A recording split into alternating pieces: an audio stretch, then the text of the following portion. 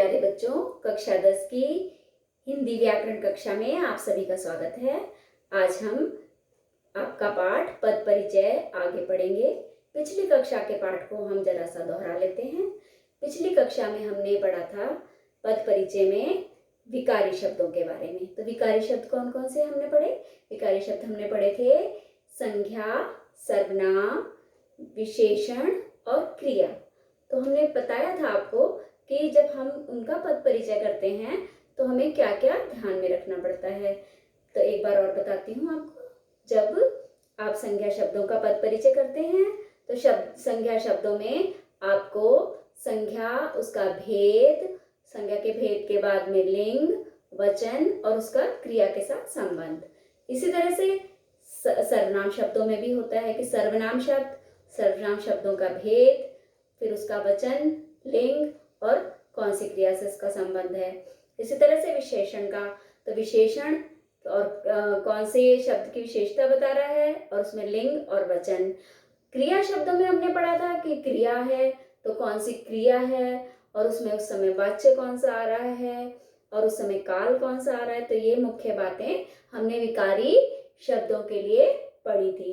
तो आज की कक्षा में हम विकारी के बाद व्याकरणिक दृष्टि से जो दूसरा इसका भाग है अविकारी शब्द, उनके बारे में पढ़ेंगे कि अविकारी शब्द कितने प्रकार के हैं। अविकारी शब्द 5 प्रकार के हैं। क्रिया विशेषण, दूसरा संबंध बोधक, तीसरा समुच्चय बोधक, चौथा विस्मयादि बोधक, 5वां निपात। तो ये 5 जो हैं ये अविकारी शब्द हैं। तो ये अविकारी शब्द क्यों हैं? क्योंकि इन पर व्याकरण के नियम लागू नहीं होते। इस पर इनके लिंग, वचन, कारक का प्रभाव नहीं होता। वे हमेशा एक जैसे ही रहते हैं। तो ये हमारे क्या होते हैं? क्रिया विशेषण, संबंध बोधक, समुच्चय बोधक, विस्मयादि बोधक और निपात। अब इनका पद परिचय सीखना है हमें। तो पहले इसमें आपका है क्रिया विशेषण। अब क्रिया विशेषण पढ़ते समय हमें ये बताना है कि क्रिया विशेषण कितने प्रकार के हैं। क्रिया विशेषण आपको बताते हैं 4 प्रकार के क्रिया विशेषण हैं। क्रिया विशेषण शब्द कितने हैं? 4 प्रकार के। कौन कौन से? स्थानवाची, उसके बाद कालवाची, उसके बाद रीतिवाचक और उसके बाद परिणामवाचक। अब क्रिया विशेषण क्या है? क्रिया विशेषण वे शब्द होते हैं जो क्रिया की विशेषता बताएं। नाम से ही ज्ञात हो रहा है क्रिया विशेषण। क्रिया की विशेषता बताने वाले शब्द क्रिया विशेषण कहलाएंगे। और ये क्रिया विशेषण 4 प्रकार के हैं। कौन कौन से हैं? स्थानवाची, कालवाची, रीतिवाचक और परिमाणवाचक। अब इनमें स्थानवाची कौन से होते हैं? जहां हमें क्रिया के स्थान का बोध हो रहा है कि क्रिया हमारी कहाँ हो रही है। जैसे उदाहरण के तौर पे मैं आपको बताऊंगी कहाँ हो रही है के लिए आप क्या देखेंगे कि ऊपर, नीचे, अंदर, बाहर। तो यहाँ जहां पर स्थान का बोध होगा, ऊपर, नीचे, अंदर, बाहर, तो ये सब हो गए हमारे स्थानवाची शब्द। इसके बाद में आपका कालवाची में कौन कौन से शब्द आएंगे? कालवाची में आएगा जैसे सुबह, शाम, रात, प्रातः। तो ये समय का जहां ज्ञान हो रहा हो वहां पर क्रिया कब हो रही है, उस समय का जब ज्ञान होगा तो वह क्या कहलाएंगे? हमारे कालवाची क्रिया विशेषण। रीतिवाची में होगा जो किस ढंग से हो रही है, जैसे धीरे धीरे, जल्दी, जोर से। तो जो हमारे रीति मतलब हमारे ढंग को प्रकट करे वो है रीतिवाचक। ऐसे ही परिमाणवाचक में आएगा जब हम प्रश्न करते हैं कितना, तो उसका आंसर मिलेगा ज्यादा, बहुत, कम, थोड़ा। ठीक है, तो ये सारे क्या आएंगे हमारे परिमाणवाचक में। तो इस तरह से क्रिया विशेषण हमारे 4 प्रकार के हैं। जहां पे स्थानवाची होगा तो वहां पे अगर हम प्रश्न पर कहाँ का प्रश्न का हमें उत्तर मिलेगा तो वह स्थानवाची की क्रिया हमारी कहाँ हो रही है। कालवाची में कब का प्रश्न का उत्तर हमें मिलेगा कि कब हो रही है। रीतिवाचक में कैसे हो रही है और परिणामवाचक में कितना है।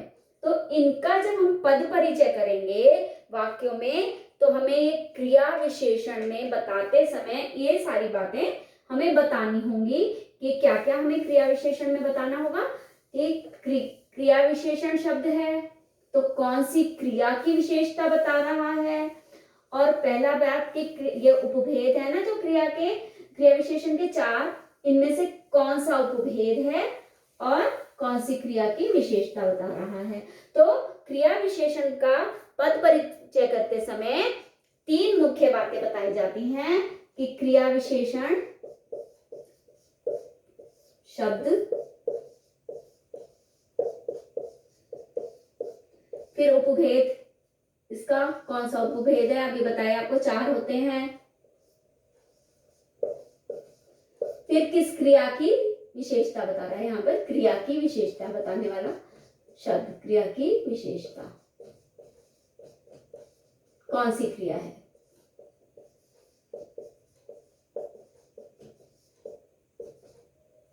तो ये 3 चीजें क्रिया विशेषण के पद परिचय में हमें ध्यान में रखनी होगी।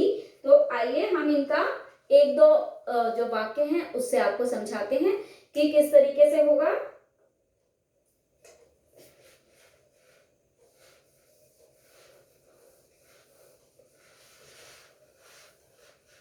जैसे एक है घर के छत पर पहुंचिए, घर की छत पर जल्दी पहुंचो। तो यहाँ पर कौन सी है जल्दी का हमने बताना है। तो ये हो गया हमारा क्रिया विशेषण, क्रिया विशेषण शब्द। अब ये कौन सी है विशेषण, तो हमारे ढंग को बता रहा है। तो यहाँ पर ये हो गया हमारा रीतिवाचक, कैसे पहुंचना है जब, तो वह रीतिवाचक। और कौन सी विशेषता, कौन सी क्रिया की विशेषता बता रहा है, पहुंचना की। तो ये पहुंचना क्रिया की विशेषता बता रहा है। तो ये क्या है हमारा क्रिया विशेषण शब्द। इसी तरीके से आप देखेंगे कि एक और आपको उदाहरण देके बताती हूं मैं।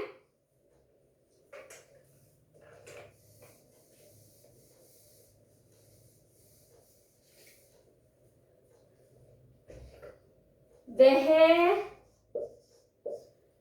कल आएगा।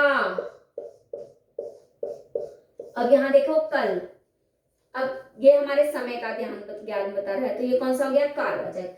तो ये क्रिया विशेषण आएगा की विशेषता क्या है कि कल आएगा। तो ये क्या हुआ हमारा क्रिया विशेषण शब्द। और क्रिया विशेषण शब्द है, इसका भेद कौन सा हुआ, तो ये समय का ज्ञान करा रहा है। तो ये हुआ कालवाची। कालवाचक या कालवाची क्रिया विशेषण आएगा। आना क्रिया की विशेषता, आना क्रिया की विशेषता बता रहा है।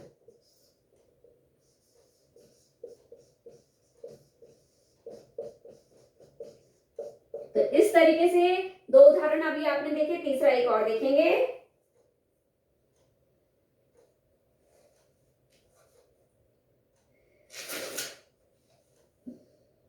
वह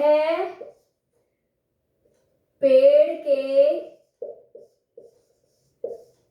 ऊपर बैठा, पेड़ के ऊपर है, बैठा नहीं होगा, वह पेड़ के ऊपर बैठा भी हो सकता है, लेकिन यहाँ पे हम ऐसे बताते हैं वह पेड़ के ऊपर है। तो यहाँ पे ऊपर की क्या बताएंगे, तो ऊपर ये आपका स्थान क्रिया विशेषण शब्द है, होना की बता रहा है। स्थानवाची क्रिया विशेषण है कौन सा,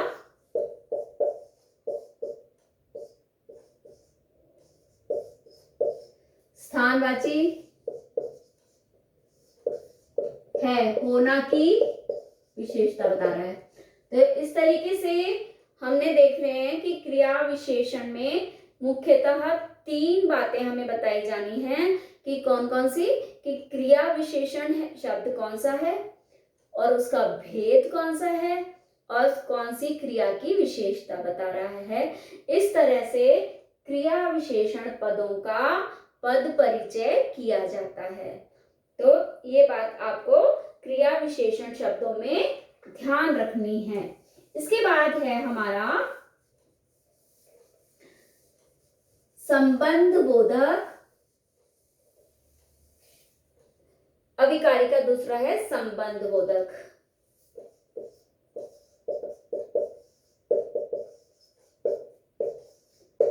संबंध बोधक क्या होते हैं, वे शब्द जो संज्ञा और सर्वनाम का आपस में संबंध जोड़ते हैं, तो वे क्या कहलाते हैं, हमारे संबंध बोधक शब्द।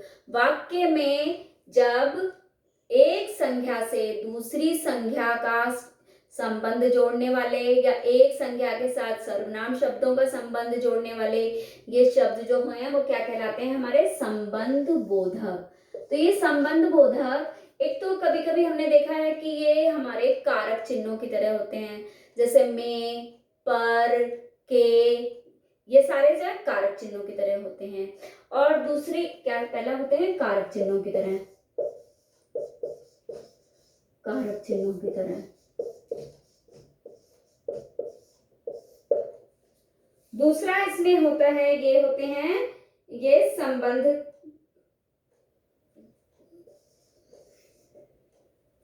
ये कभी कभी ये क्रिया विशेषण पदों के साथ भी होते हैं, क्रिया विशेषण की तरह भी होते हैं। और कभी कभी ये होते हैं आपके इसमें देखिए नामिक विशेषण, नामिक विशेषण की तरह भी।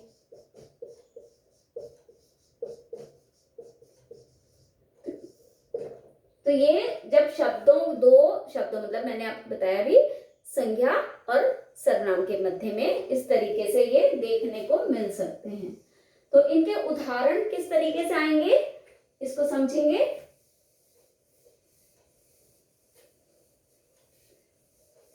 तो इसमें हम जब उदाहरण आपको बताते हैं तो इस उदाहरण में आपने ये देखना है कि ये किस तरीके से हमारे सामने आते हैं। तो ये जैसे रसोई के अंदर बिल्ली है, रसोई के अंदर बिल्ली है।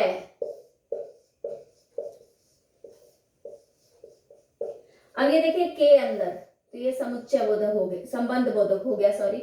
और ये बिल्ली और रसोई, रसोई और बिल्ली दोनों के मध्य आया है, उसके मध्य संबंध स्थापित करने का काम कर रहा है। ये दो संज्ञा शब्दों के बीच में संबंध बता रहा है, तो ये होगा हमारा संबंध बोधक शब्द। दो चीजें इसमें बताई जाएंगी, एक तो किस किस को में आपस में संबंध जोड़ रहा है और ये कौन सा शब्द है। के अंदर क्या है, ये संबंध बोधक शब्द है।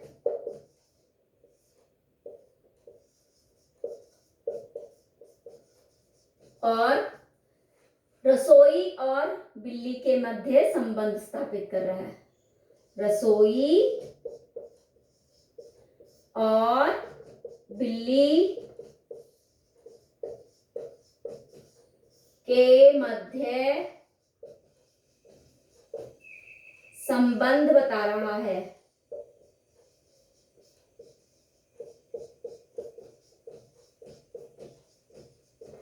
इस तरीके से एक और उदाहरण के माध्यम से हम देखते हैं कि संबंध बोधक का पद परिचय किस प्रकार दिया जा सकता है।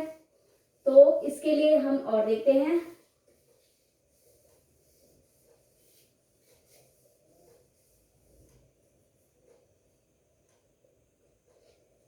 राम के साथ सीता वन में गई। तो यहां पर भी के साथ क्या है, संबंध बोधक शब्द, संबंध बोधक है। और राम और सीता दोनों संज्ञा शब्द हैं, इनके बीच में संबंध बना रहा है। तो ये क्या हो गया, दो संज्ञा शब्दों के साथ भी, दोनों संज्ञा शब्द कौन कौन से हैं, राम सीता, इनके बीच में संबंध बनाने का काम कर रहा है। एक तो ये संबंध बोधक है और दूसरा इन दोनों के बीच में संबंध बनाने का, संबंध के मध्य संबंध बनाने का कार्य कर रहा है, संबंध बनाने का काम कर रहा है। तो मुख्यतः पद परिचय में जब आप संबंध बोधक का पद परिचय देखेंगे तो ये देखना है कि संबंध बोधक शब्द कौन सा है और कौन कौन से शब्दों के बीच में संबंध स्थापित कर रहा है। कभी कभी ऐसे भी आ जाता है जैसे वह मेरा भाई है,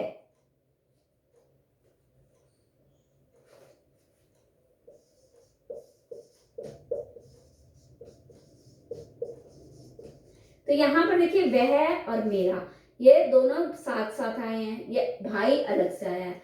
तो यहाँ पर ये क्या है, हमारा नामिक, नाम बता रहा है ना, तो नामिक जो है संबंध बोधक है। नामिक भी लिख सकते हैं या संबंध बोधक भी लिख सकते हैं कि मेरा और मेरे, वह के बीच में, वह और मेरे बीच में संबंध स्थापित कर रहा है। तो ये भी यहाँ पर ये संबंध बोधक का काम कर रहा है। तो इस तरह से संबंध बोधक में हमें दो चीजें बतानी होती हैं कि संबंध बोधक शब्द कौन सा है और कौन कौन से शब्दों के बीच में संबंध स्थापित कर रहा है। इससे पहले क्रिया विशेषण में बताया था हमने कि क्रिया विशेषण शब्द है तो कौन सा क्रिया विशेषण शब्द है ना, उसके 4 प्रकार हैं, तो कौन सा उसका उपभेद है और कौन सी क्रिया के साथ की विशेषता बता रहा है। तो आज की कक्षा में हम केवल ये दो चीजें ही ध्यान रखेंगे, दो बातें जो हमने बताई हैं उनके बारे में पढ़ेंगे कि क्रिया विशेषण शब्दों का पद परिचय कैसे किया जाता है और संबंध बोधक शब्दों का पद परिचय कैसे किया जाता है। तो इन बातों को के लिए मैं आपको जो भी एक्सरसाइज भेजूंगी उसका आप अभ्यास करेंगे और जहां पर भी आपको कहीं पर भी जरा सा भी लगे कि वो समझ नहीं आया तो आप मुझसे कभी भी पूछ सकते हैं। और इसको पढ़ते समय इन दो चीजों का ध्यान रखना आपके लिए जरूरी है। और क्रिया विशेषण में 3 बातें होनी चाहिए और संबंध बोधक में 2 बातें होनी चाहिए। और ये क्रिया विशेषण और संबंध बोधक दोनों कौन से शब्द हैं, अविकारी शब्द हैं, इस बात का भी आपको ध्यान रखना चाहिए। तो ये थी आज की हमारी कक्षा। धन्यवाद।